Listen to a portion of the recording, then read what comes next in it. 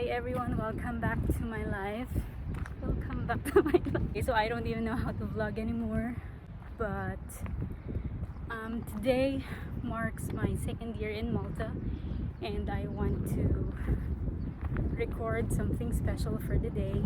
So I decided to get out of the house and explore this place once again. Yeah, oh my gosh, I don't even know how to vlog anymore. But yeah, it's so awkward. Oh my gosh. Ah! Okay, so hindi pa man ako nakakalayo, naputikan na ako. Ano ba yan? Yan. So anyway, here is our first stop, and I'd like to show you. Look at that. Look at that view.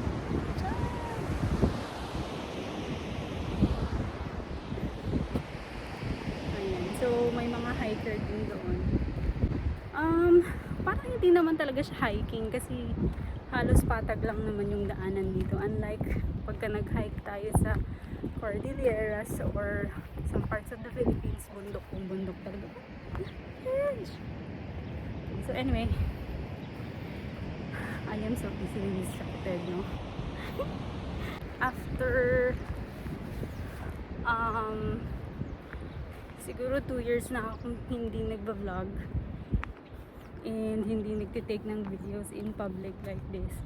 People don't really like to be taken pictures or photos or videos of their faces. Yan, masyado silang mga private people.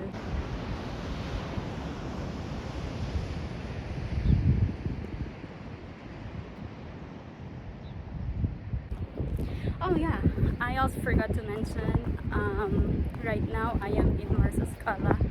So the hike started at St. Thomas Bay. Tapos today I will try to reach hanggang sa St. Peter's Pool. So kung naaalala niyo yung nag-viral sa Facebook or sa TikTok dati na yung video ng lalaki with his dog na nagdadive sa St. Peter's Pool, tapos sumusunod yung aso niya na nagdadive din doon. Yun, doon ako pupunta. So anyway, medyo baha yung daanan natin dito for now, so let me concentrate walking.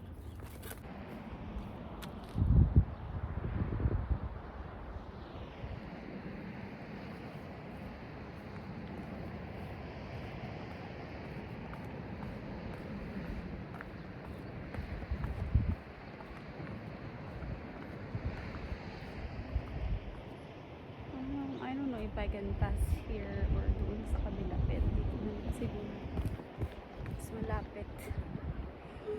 Yan lang madalas.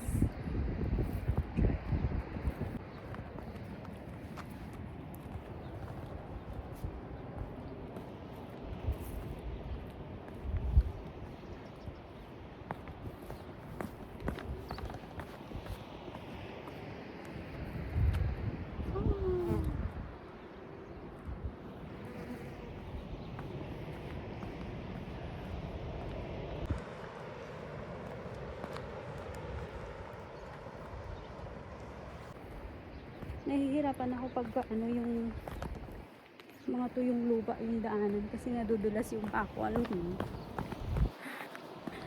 Okay, anyway, this is one of my favorite spots. Look at that. Look at it. Ganda, no? OMG.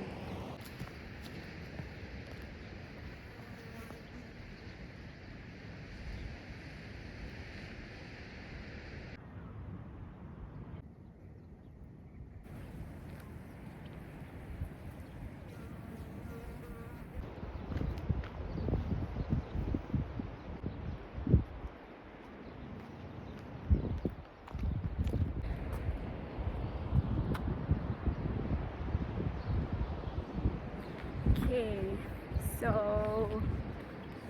continue yung pinag-uusapan natin kanina. Kalimutan ko. Wait lang, na-distract ako. Okay, so look what I found. Okay, sabi nila pag nag-wish ka tapos na-blow mo lahat, magkakatotoo yung wish mo. So, try natin mag-wish.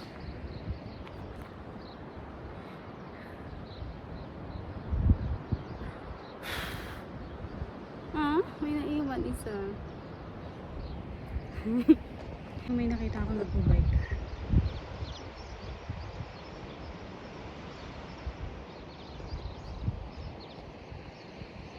Ang init, grabe. Ang pangit lang dito pagka nag-hiking ka sa part na to, or I think in most parts of Malta, ay pag mainit talaga kasi alam niyo wala silang mga puno. I mean may puno pero walang foresty area na katulad ng sa atin sa Pilipinas. Tignan niyo. O diba parang wala kang part na pwedeng silungan para magpahinga, mag-hydrate or kumain, you know. So it's just ayan, mga bushes ba yung tawag dyan? Anyway, those. Yeah. Ang tagal-tagal ko nang hindi nag-hiking. So, since before ako umalis ng Pilipinas, nag-hiking kami dito ko sa Mount Kabunyan. And I think that was the last. That was 2 years ago. Kasi I remember that was also February. And then when I came here, busy ako for almost a year looking for a job. And then, kung nakakalabas man ako, ang labas ko ay work back. Saglit. Oh my gosh. Yeah. Okay. Yun. So, wala talagang mga hike. So, tagal ko rin walang practice na hike. Pero, okay pa naman. Not bad. Ang bilis lang hingalin. I don't know, maybe because of aging, I'm old. Going back, during those 2 years na nandito ako sa Malta, nakauwi na rin ako once ng Philippines.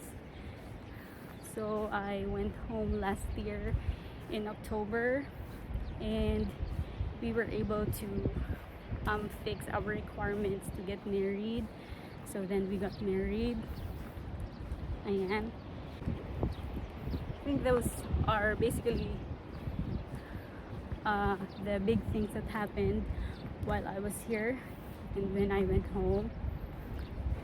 And alam niyo yung feeling ng homesickness, kung wala ka talagang ano tawag dito, if hindi strong yung mind mo, and if all you ever listen to is your heart, talagang feeling ko mahihirapan ka to live abroad, to live far away from your family. Kasi yung homesickness, alam nyo, mafe-feel nyo yan anytime, anywhere, kahit nasa work ka, kahit na gano'n ka busy. And then pagdating mo sa bahay, mag-isa ka pa, or you know, also when being surrounded by people but not really the people na, not your own people, you know, parang you will feel homesick pa rin talaga. And yun nga, kagaya ng sabi ko, if hindi strong yung mind mo and yung heart mo, and all you want to be is be with your family, ganun, parang mahihirapan ka. And from my own experience, being abroad away from your family is not for the weak. You know what? I want to drink. I don't know, hindi ko na alam kung gaano pa ako kalayo kasi I haven't been checking the Google Maps. Pero I was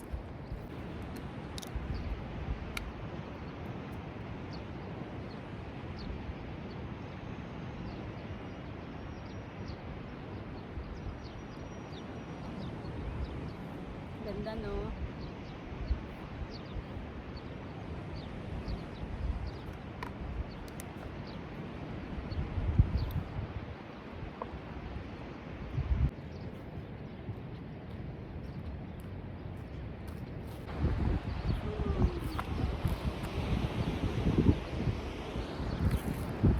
Saan kaya sila nakapunta? Ito nga tao. Hindi ko alam kung gano'n na tayo katagal ng landmark, pero nandito tayo sa St. Peter's School. And I don't know, I think it's 12 already. Umalis ako sa bahay kaninang mga siguro magna 9 or 10, and it's past 12 na. So siguro I've been walking for 2 hours now, but it doesn't feel like it. Parang ang bilis.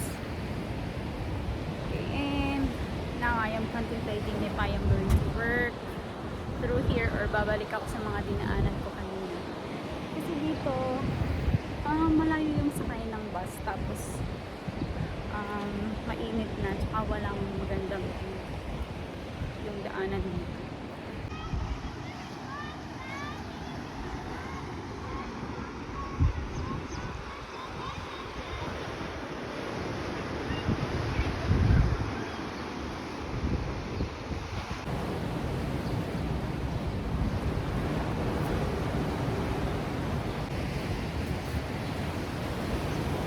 Grabe yung sunog ng mukha ko.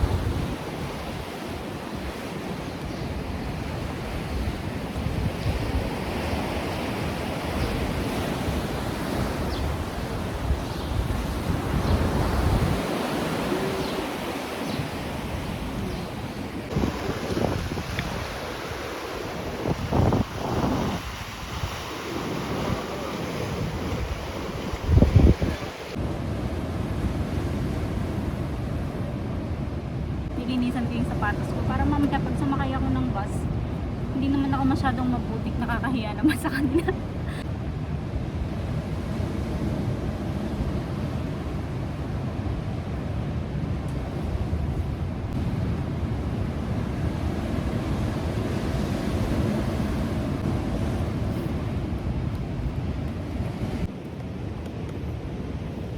You know, one of the good things of working outside the Philippines, especially in Europe or in the United States, mas accessible na yung ibang countries para sa akin. And just last December, I was able to go to France and Austria and Italy.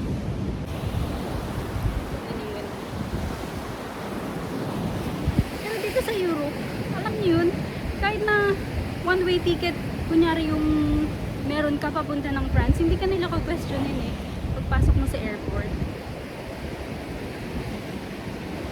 One-way ticket ka ng Italy, hindi ka nila ka-questionin, kailan ka babalik? Samantalang, pag sa atin sa Pilipinas, pag palabas ka, okay lang ka babalik, may ticket ka na, hindi pa rin sila maniniwala. Parang, ano ba yun? Parang tayong kriminal na lalabas ng bansa. Parang it is our right to be given the benefit of the doubt kasi yung iba bumabalik naman talaga. Diba? Pero, yun, just saying, it's easier to access the different parts of the world pagka nakalabas ka na ng Pilipinas. So, I feel so tired now. And after this, I'm going home to rest. Usually, ganun lang naman yung buhay ko dito sa mountain. Work, bahay. Minsan, I get invited to social events, but I don't usually go. Kasi, hindi naman ako very sociable na person. There is also a crowd that I prefer to be in. And there are crowds that I don't want to be in. I don't know, it's not na ayoko sa tao, but there are just this group of people that seem to exhaust your energy. I don't know if that makes sense, but I don't know, maybe it's just me. So, yun. Ganun din naman back home. Ang buhay ko lang usually ay work, bahay, tapos minsan wala ako sa bahay kasi nagpa-travel ako. hindi ako lumalabas para ano tawag ito? Para to meet other people. Ngayon nga nahihirapan na ako lumabas mag-isa kasi nasanay din ako nakasama ko si Nico. Alam niyo yun. And that's why I wish for him to be here. And hopefully God hears our prayers. We can be together. Hopefully when I give you the next live update, kasama ko na siya. Great. Yesterday when I told Nico that I wanted to go out to hike to mark my 2nd anniversary here in Malta, I think he was very happy. But I don't know, maybe because I don't go out much anymore, unlike before. He always sees me going out, traveling. Pero ngayon kasi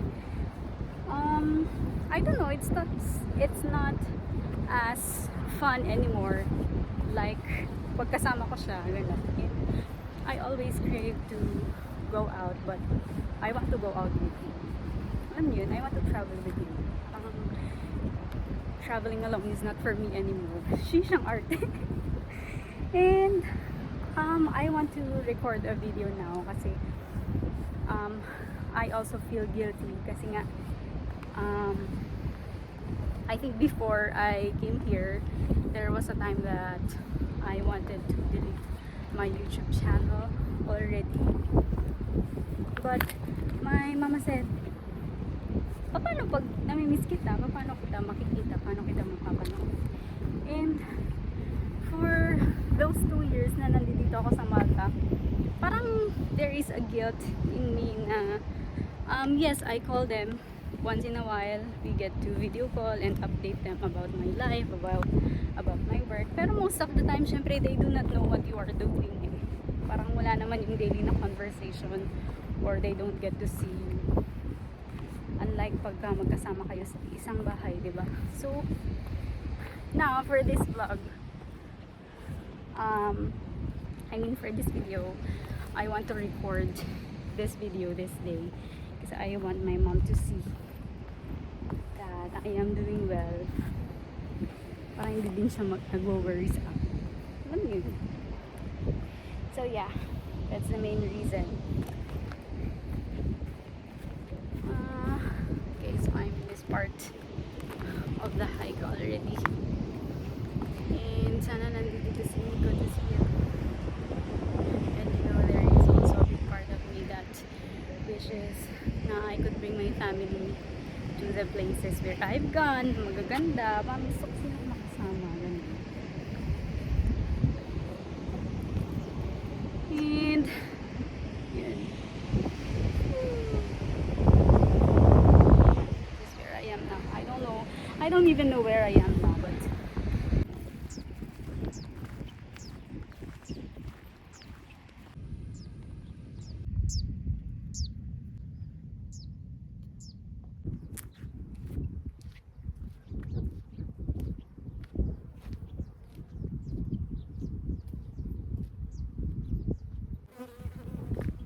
I am trying to find my way to the main road. And all you can see is just the field. Ayan. Yeah, I'm trying to get to the main road kasi when I reach there, I think it will be easier to find the bus stop going to Valletta. I have been here before, but I already forgot. It's been a year, okay? It's been a year and a month. So I don't know where I am. Well, I know where I am, but I don't know the way specifically to get out of here. So yeah, I made it out to the main road finally.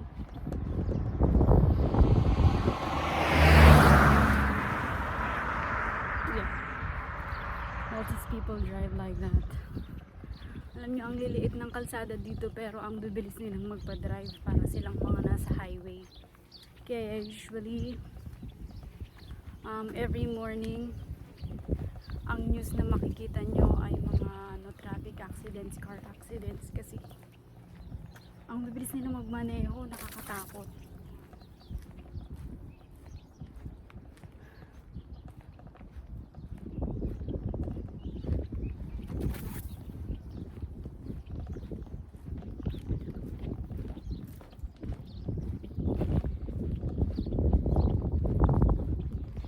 Tapos ito na pala yung yung planta sa likod ko, sa background.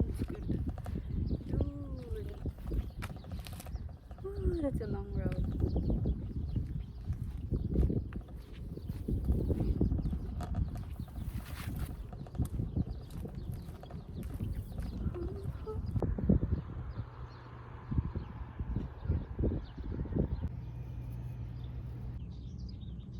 Hi. So, papunta pa rin ako ngayon sa sakayan ng bus. Last na chinek ko sa Google Maps, meron pa akong mga 25 minutes. So, siguro ngayon mga 24 minutes na lang. Medyo pagod na din ako, kaya wala na din akong energy.